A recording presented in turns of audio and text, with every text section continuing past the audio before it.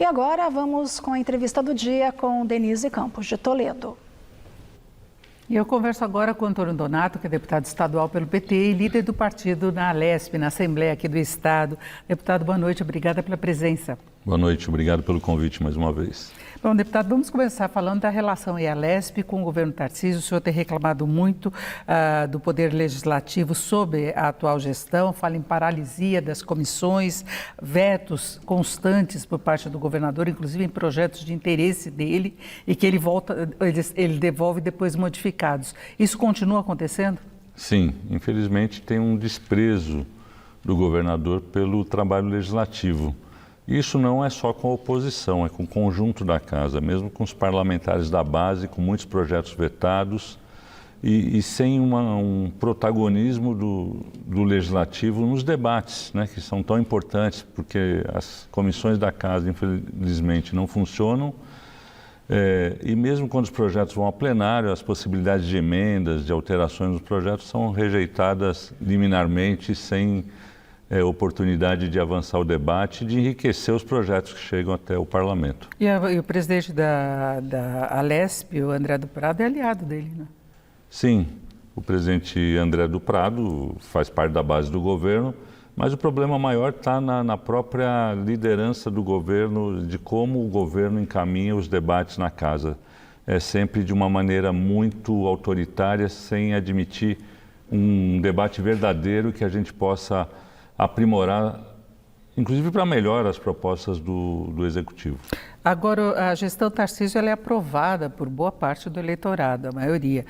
Teve uma pesquisa da Paraná Pesquisas, que é mais recente, ele tem aprovação de 67,4%, desaprovação de 28,5%, da Quest ainda de fevereiro, dava 61% de aprovação, 28% de desaprovação, com nível de confiança de 95%.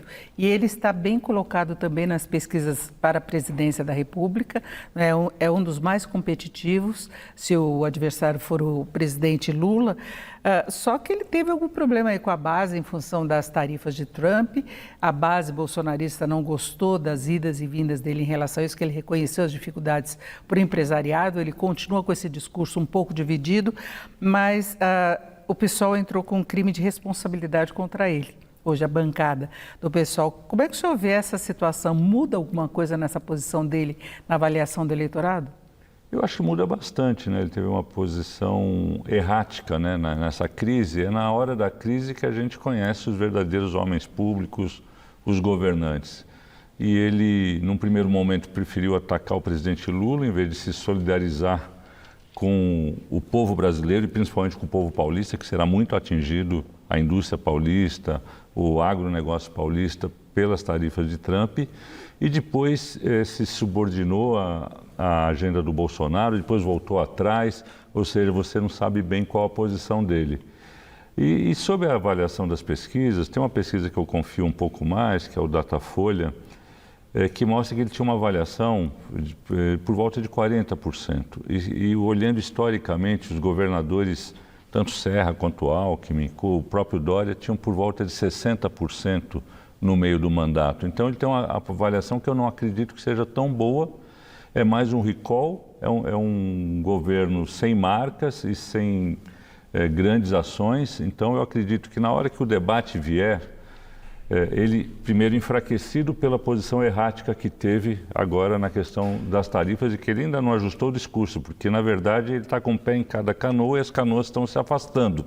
Então é uma dificuldade ele adequar uma fidelidade ao bolsonarismo e uma fidelidade ao país, porque hoje estão em contradição a posição do bolsonarismo e a posição de defesa dos interesses nacionais e paulistas. Ele teve reuniões, inclusive, com empresários defendendo a situação da economia aqui do estado de São Paulo, mas ainda não houve conclusões e outras iniciativas. Ao contrário, ele defendeu que Bolsonaro fosse conversar nos Estados Unidos nas negociações, né?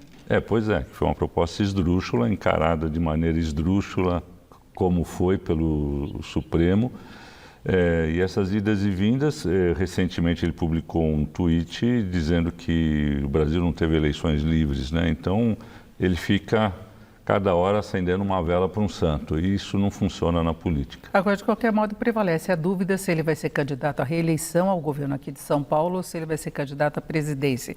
E aí tem vários nomes se mobilizando para poderem pegar, por exemplo, lá a candidatura de direita. Tem o próprio André do Prado, que é do PL, que é o presidente da Lesp, o prefeito Ricardo Nunes. Aí tem Gilberto Kassab, que é secretário, mas é presidente do PSD, o prefeito de Sorocaba, Rodrigo Manga, do Republicanos, e Guilherme Derrite, que em princípio seria do Senado, ele migrou para o PP, ele quer ser candidato ao Senado, mas Ciro Nogueira disse que ele seria o candidato, caso Tarcísio não tente a reeleição, seria o candidato do União ao governo de São Paulo. E aí eu queria saber como é que a esquerda pode se colocar em relação a essa concorrência, como é que vê esses nomes todos, e parece, eu quero até a sua confirmação, que José Dirceu estaria se aproximando da Lesp para tentar organizar a esquerda mais, ajudar, colaborar nesse sentido, assim como Milton Leite na direita. Não, eu não tenho notícia desses dois movimentos, nem de José Dirceu. Mas Milton Leite foi homenageado na Lesp, né? Ele recebeu a honra, o colar de honra ao mérito, então se viu nisso uma volta do político aposentado. Ah, sim, ele nunca se aposentou, né? Na prática, ele continua como um dirigente de um partido importante, então ele certamente vai ter uma atuação. Agora, quem tem tantos nomes não tem nenhum, né? Como a direita está se colocando aí. Então, o Derrite me parece uma aberração, porque é um desastre a condução da segurança pública sob sua gestão. A sensação de insegurança nunca foi tão grande em São Paulo e, ao mesmo tempo, a letalidade policial e a morte de policiais também nunca foi tão grande. Então, é um completo desastre a gestão dele. Por isso que eu considero que é um nome que não deveria nem ser ventilado. Mas, enfim, esse é um problema do outro campo, né? Não é um problema nosso. A gente vai tentar construir nossas candidaturas ao governo e ao Senado e num grande programa de governo para, de fato, enfrentar os problemas do Estado de São Paulo. Agora, não há uma certa divisão do PT, porque a gente viu aí a eleição de Edinho Silva para presidente nacional. São Paulo teve alguma divisão, o Kiko Seleguin foi reeleito, né, que é presidente estadual, agora municipal tem segundo turno. Então, houve uma certa divisão e mesmo para a eleição de presidente nacional, tinha vários candidatos, tinha uma certa oposição interna do partido, não? Mas o Edinho teve uma grande votação, né? Acho que teve, não lembro de cabeça, mas mais de 70% dos votos. Mas é saudável a disputa, é o momento que você discute as estratégias do partido, junto com os filiados, participaram só no estado de São Paulo, mais de 60 mil filiados votaram. Então foi um momento de energia do partido e não de divisão. Acho que o partido está bem unido e ainda mais agora diante desses desafios colocados pela conjuntura internacional, pela ação do Trump e pela necessidade de ter respostas do país com muita maturidade, mas com muita altivez também, como o presidente Lula vem fazendo. Agora, a tendência de uma candidatura própria do PT ou pode apoiar candidato de outro partido, como aconteceu com Boulos aqui na cidade de São Paulo? Não, eu acho que o campo político que defende o presidente Lula tem que ter candidato e terá. Eu, pessoalmente, eu defendo que quem deve ser o nosso candidato ao governo é o ministro Fernando Haddad. Ele já foi candidato na eleição passada, teve 45% dos votos no segundo turno e eu acho que seria um nome com muito peso para disputar para valer a eleição. Mas é evidente, se vier o nome do Alckmin ou do Márcio França numa composição, também não existe problema da nossa parte de fazer uma grande campanha com eles. Mas eu prefiro repetir o nome para acumular e para disputar para valer a eleição para ganhar. Rapidamente, composição também para o Senado possível, porque o Congresso anda com uma tendência de formação mais à direita, não é?